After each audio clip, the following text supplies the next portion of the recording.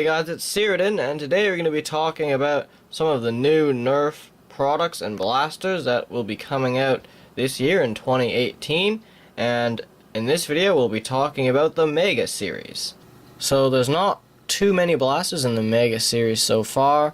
First up, let's just talk about the Tri-Break here. So the Tri-Break is one of those blasters that's already been released, and it's not a super great looking blaster, and I don't think it's really that well designed, but it's essentially a triad with an extra step involved in reloading, which seems to be like something they like to do with Mega Blasters, because they did that with the, what was it, the double breach, which was a shotgun.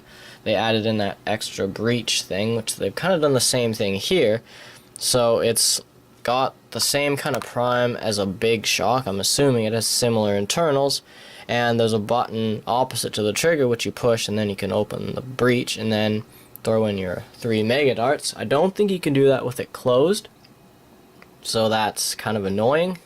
And it's got a tactical rail on top, which looks pretty small. Not sure what you could store on that, but overall it just seems like it's got an unnecessary gimmick which just makes reloading slower.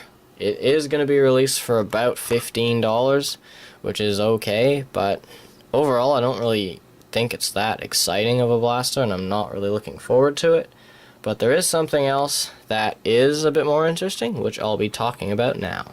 So the next and final blaster that was released in the Mega series so far is the Thunderhawk, which is kind of an interesting blaster because it's part N-Strike Mega and part AccuStrike series, because they've finally released Mega AccuStrike darts.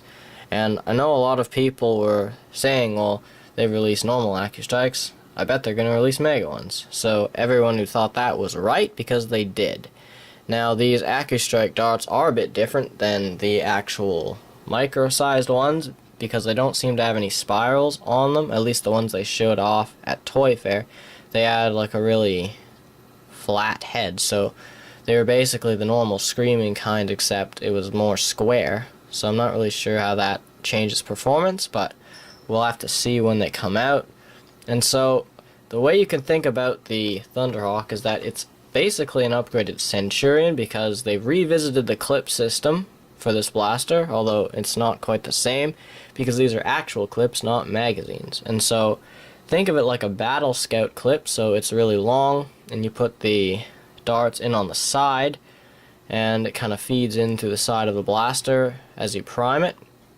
But the problem with this that I've noticed, as some people I've seen the footage at Toy Fair, and some people I've also noticed, but the clip sticks out quite a lot, and so you're going to have the same problems as you would have with a side-loading blaster like a Raider with a 18-round mag in the sides. It's going to be really awkward to play indoors with it, which is definitely a problem.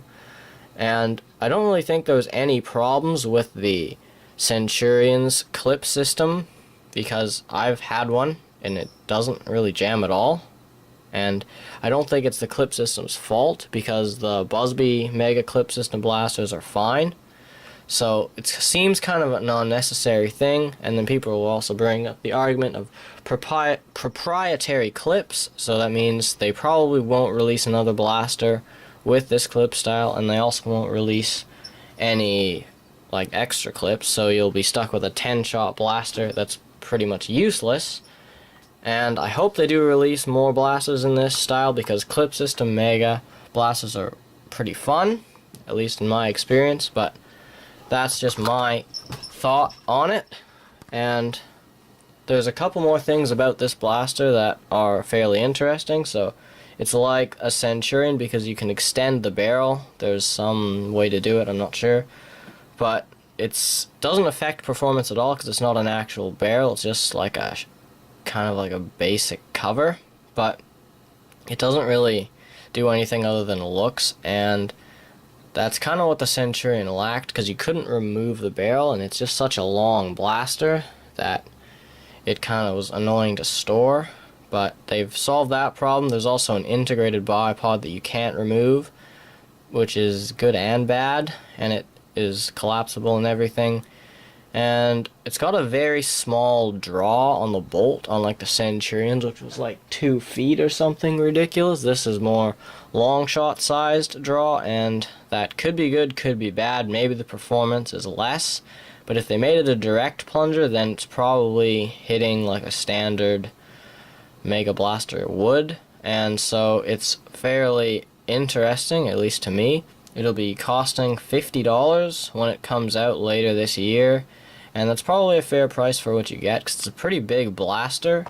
I think they were saying it was the longest blaster ever released, which I wouldn't doubt, because it's very long once you extend that barrel. But that's it for the Mega series. Now we're going to move on to some of the Modulus stuff that's coming out.